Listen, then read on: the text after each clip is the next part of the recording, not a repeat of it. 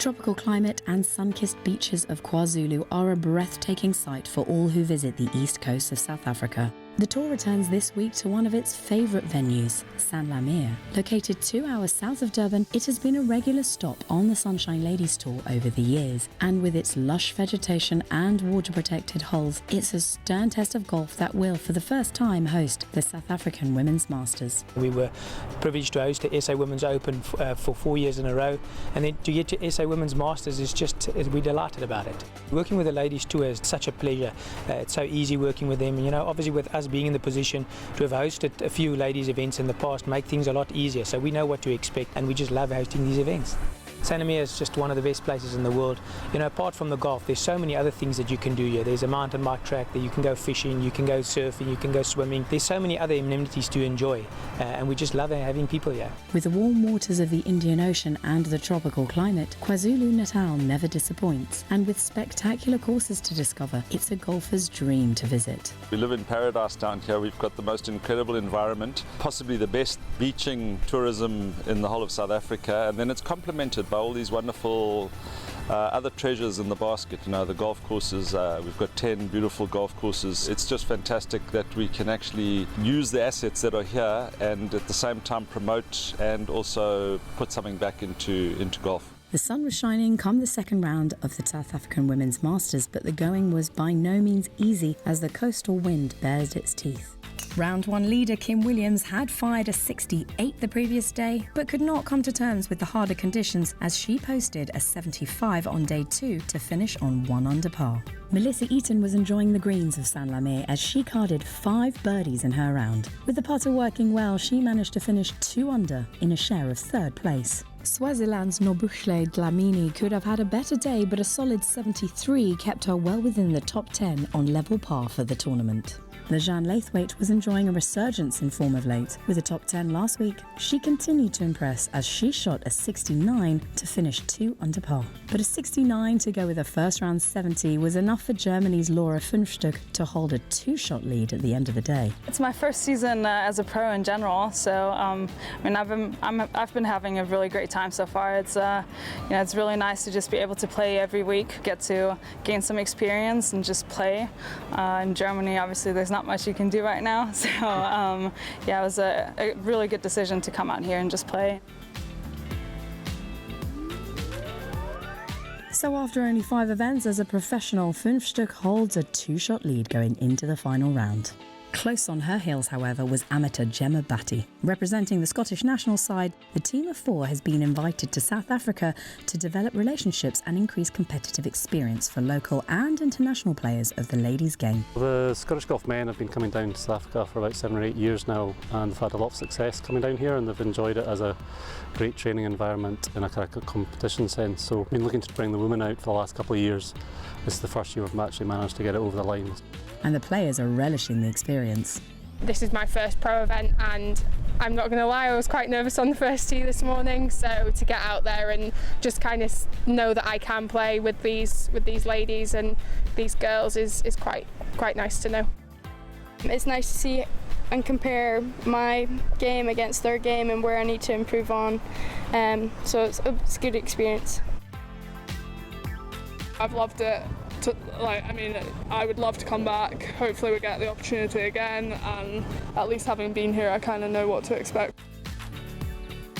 It's great to be in a professional field, a high class event and a quality golf course as well. We don't get this weather at home at this time of year, so even in terms of practice and as development, it's a great opportunity. Definitely different. We turned up the other day and I was like, oh, there's quite a lot of water, which we do get at home, but it's more the kind of islandy looking greens here, and it's a lot softer than what we have at home. So the links courses at home, the fairways are really bare, and you've got to play completely different shots to what you've got to do here. And the wind's picking up now, so it's quite similar, but you've still got to flight the ball a lot differently, and the spin's completely different, but it's very enjoyable when the course is in such fantastic condition. The Scottish team might enjoy the conditions facing them in the final round as the wind was gusting at its highest speeds all week. Something that suits their game. The aim of the day for the rest of the field would be to protect their score and survive the day. Norwegian Stina Resen started her day well with an eagle at the first hole. she would round off the top 10 of the leaderboard at the end of the round on a score of 4 over par. Amateur Azalea Mekhtari finished as the leading amateur at the Joburg Ladies Open and was playing well again this week. A well-judged putt at the 4th, keeping her at level for the day. But not to be outdone, amateur Shannon McWilliam made a birdie at the 1st and moved closer to her teammate Gemma Batty.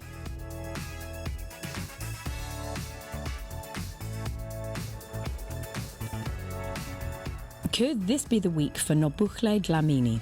She has come close to top honours on so many occasions and desperately wants that maiden win on tour.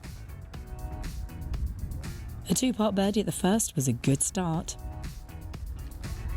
Still making her comeback from injury, Nicole Garcia had quite a week the first 2 days, but with her experience showing she had made it to the 8th in some of the worst conditions, still level for the day on 3 over.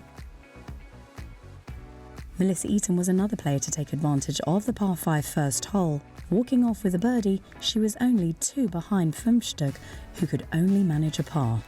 Dropping shots at 2 and 6, Dlamini was able to get back to level for the day as she chipped on, securing a birdie at the 8th hole. A lovely touch from the greens for Swaziland's top golfer. A disastrous double bogey at the 3rd hole saw Fumstug fall back to 3 under. Attempting to get her round back on track, she parred the 4th hole to retain a share of the lead. A nice response from one of the less experienced players in the field. Amateur Shannon McWilliam, coming off a win last week in the Border Championship, is hailed as a star of the future, and it's not hard to see why. Her 3rd to the 13th, perhaps one of the best shots of the week, as she made birdie and moved to level for the event. Her Scottish teammate Gemma Batty was finding things a lot more difficult. Although only scoring a final round 80, she could be proud of her first outing in a professional tournament, finishing 13th on a tough day. Laura Assad was unlucky not to save par on the 12th. She too was coming off a good showing last week at the Dimension after finishing 6th. And with the conditions proving to be a real challenge, she had done well to get to the 12th, only 2 over. Playing partner Lejane Laithwaite was also making steady progress in the coastal winds of KwaZulu-Natal, making a birdie at the 12th to get back to 2 under. She looked calm and collected coming down the backstretch. Nobukhle Dlamini had made her way to the par 5 13th and hold this amazing birdie to join Lejane on 2 under. Fumstug had all sorts of trouble turning in 41. Her lead now lost, she was able to pull 1 back at the 12th. Level for the tournament, she still had work to do. A great approach to the 13th for Laura Assad would yield her a 2nd birdie of the day as the South African continues to impress on the Sunshine Tour. 1 over for the tournament, she was playing good golf in difficult conditions. A frustrating final 3 holes would see Garcia drop 2 shots and fall back to 3 over. Amateur Azalea Mekhtari made a par at the last to finish 2 over and secure another top 10 finish this season. 7th place on her own to go with a 4th at the Joburg Ladies Open. The 13th was proving to be the hole you had to score on, and Eaton was another to make birdie at the par 5. She moved to level for the tournament as the pack started to bunch up over the final few holes. A double bogey at the 15th dropped Nobukhle Dlamini to even par. She would make a 2-par putt at the 18th to secure the clubhouse lead, but would it be enough to take the tournament? Perhaps denying her would be Lejane Laithwaite, who also dropped shots at 14 and 16 to lie on level par. A good save at the 17th would keep her dreams alive coming down the last. The story of the week, though, would be the fine performance from amateur Shannon McWilliam, who would join Dlamini and Laithwaite on even par, sharing the lead. Laura Fumstug was holding on as best she could. The German was hoping to break free of the pack on evens, but was unable to convert the birdie at the 13th. Could she find something special in the final few holes to claim her first professional title? Having a quiet day, Kim Williams produced a sublime approach to the last to join Garcia in 8th place on the 3 over mark.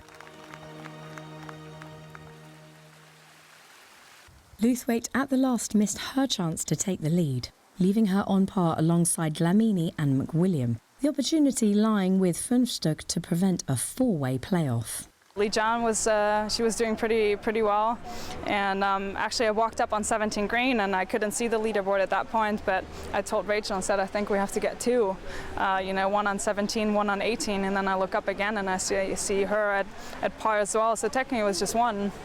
And so at that point, I know I was a bit relieved that I still had a shot and didn't really have to birdie both of them. Rolled that one in on 17 and then, was able to just leave the 18th green with a par. The second to the 18th going a little further than she would have liked, but perhaps with the chance to claim a maiden title in her grasp, the adrenaline was to blame. Eaton produced a wonderful putt at the last to make birdie and join the group on even par. The crowd pleased with that one, and so was Melissa as she put pressure on Funchstuck to make the par. But no such troubles as the German secured her maiden professional win in only her 5th start as a pro. Another good performance by Dlamini and a wonderful week by the amateur McWilliam, finishing with a win and a second in as many weeks. But on a day that tested all, it was Laura Funchstuck who managed to cross the line for her first tour title. I'm a bit speechless still. I told my caddy, I was like, I think I just won a tournament. It's amazing. Yeah, I'm still searching for words. I feel relieved, happy, exhausted, all of that. Yeah, so it was a great day today. So Stacey Bregman holds on to her lead at the top of the Investec Property Fund Order of Merit despite having to withdraw this week due to illness. Park and Buhai still rounding off the top 3, but the big mover is Funchstuck, who makes it to 6th place, and with 2 tournaments left, it's going to be an exciting finish to the season. The tour remains in KwaZulu-Natal for next week's event held in the stunning Wild Coast.